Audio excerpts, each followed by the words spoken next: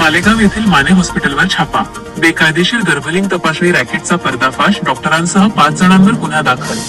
वाशिम जिल्ह्यातील मालेगाव येथे बेकायदेशीर गर्भलिंग तपासणी करणाऱ्या एका मोठ्या रॅकेटचा पर्दाफाश करण्यात आला आहे। वैद्यकीय पथकाने माने हॉस्पिटल सोनोग्राफी सेंटरवर धडक कारवाई केली आहे। या प्रकरणी रुग्णालयाचे संचालक असलेले डॉक्टर विवेक माने यांच्यासह 4 ते 5 जणांवर PCPNDT कायद्याअंतर्गत गुन्हा दाखल करण्यात आला आहे।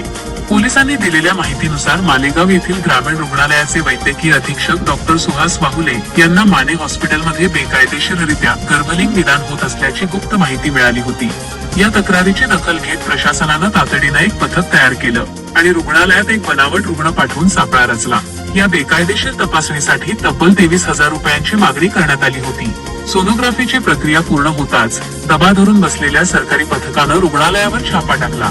मात्र कारवाईची कुणकुण लागताच तपासणी करणारी महिला, डॉक्टर आणि मुख्य दलाल घटनास्थळावरून फरार झालेत। या प्रकरणाची मालेगाव पोलिसांनी रुग्णालय संचालक डॉक्टर विवेक माने, कर्मचारी कृष्णा खडसे, गजानन वानखडे, दलाल दीपक बदर आणि एका अज्ञात महिला डॉक्टर विरुद्ध विविध कलमान्वये गुन्हा दाखल केला असून पुढील तपास सुरू केला आहे।